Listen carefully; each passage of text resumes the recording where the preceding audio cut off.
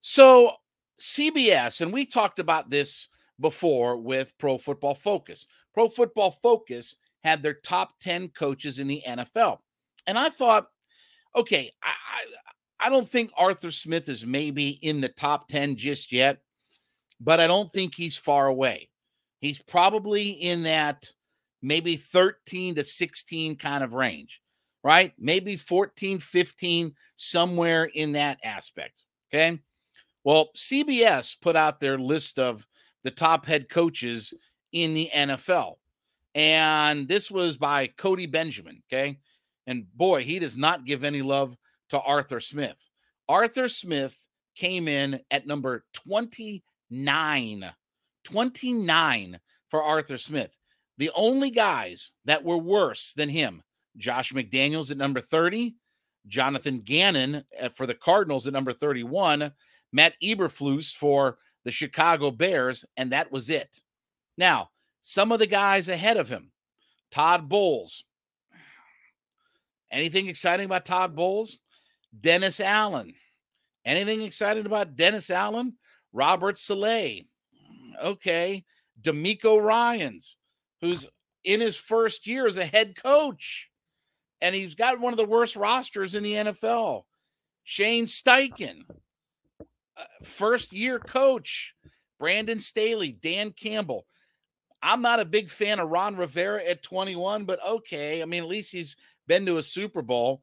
The one that gets me is Kevin Stefanski, who's the Browns head coach, who's a disaster. And I speak from real truthfulness and experience. He's a disaster as a head coach. Can't coach his way out of a paper bag. He's got all kinds of talent. He's got a Super Bowl caliber roster. Deshaun Watson, Nick Chubb, Myles Garrett, this guy, that guy, beep, bada, boop, bop, pop. And he can't do nothing with them.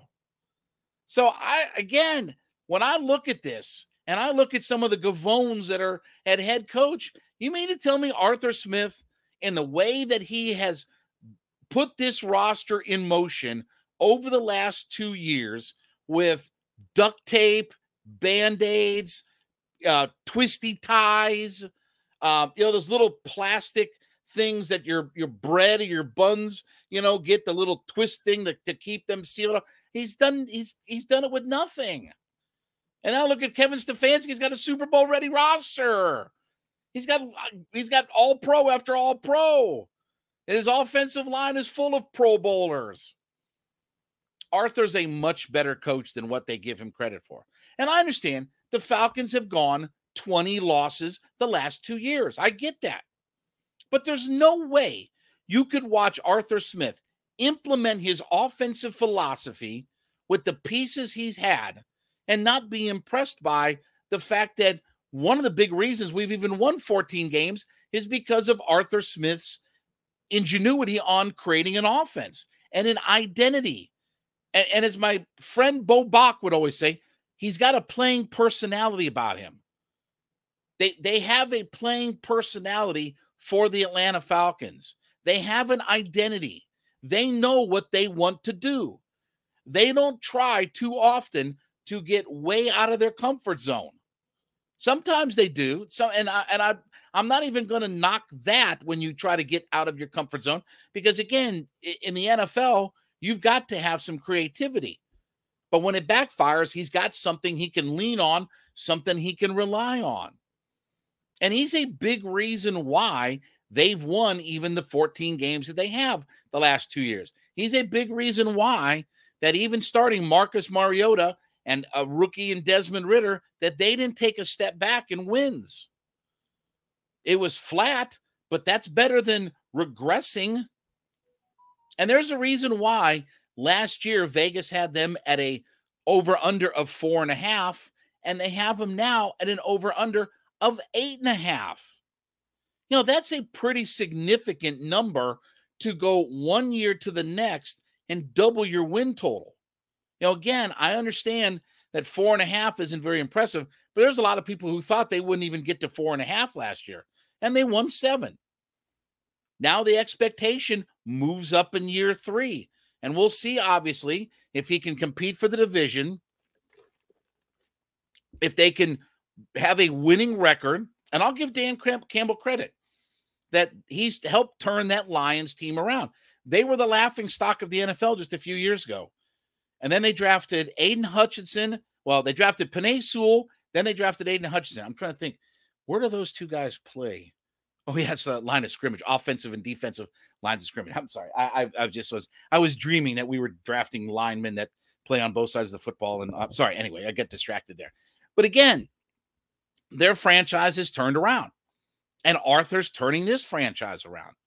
And look, I don't know if they're the betting favorite to win the NFC South. I don't think that they really are. You know, again, it could be the Saints, could be the Panthers. Some people think the Bucks. I don't know why, but whatever. But Arthur Smith's got this thing pointing in the right direction. As compared to what? The Cardinals? As compared to the Chicago Bears? As compared to the Texans? Again, the Browns have all-pro after all-pro in their roster, and they don't have a coach who can't get out of his own way. He's one of the big reasons why they stink. He's one of the more direct reasons why they're not a very good football team because of him. And they've got all the talent in the world. What makes him a better coach than Arthur Smith, who's done this thing with chewing gum, tobacco juice, and, you know, some little twisty ties? Come on, folks. I mean, let's be realistic here about this. Let's have some perspective. I'm not telling you that he's one of the best coaches. I'm not telling you he's Belichick or Andy Reid or even John Harbaugh or even, I'll be honest with you, Kyle Shanahan. All he's done is, you know, all kinds of winning.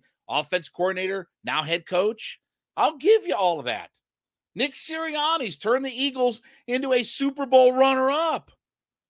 And he didn't do it in 20 years. He's done it in a couple of years.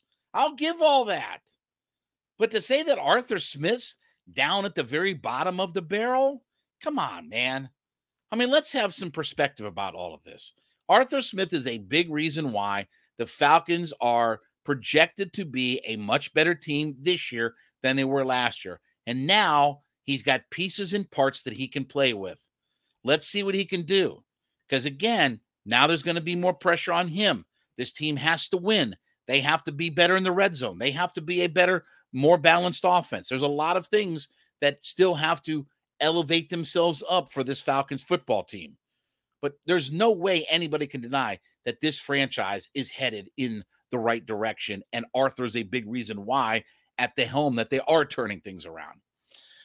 All right, as you listen in to Hittin Hard with Jon Chuckery as your first listen, be sure to go in and leave us a comment on whatever podcast platform that you listen on, that you're an everyday listener to the program. I like to call them our everydayers, we like to say. So leave us a comment. Let us know that you're an everyday listener 5 days a week into the program. We do thank you so much for being a part of our community, and obviously listen in all 5 days of the week and let us know that you are an everydayer to the program.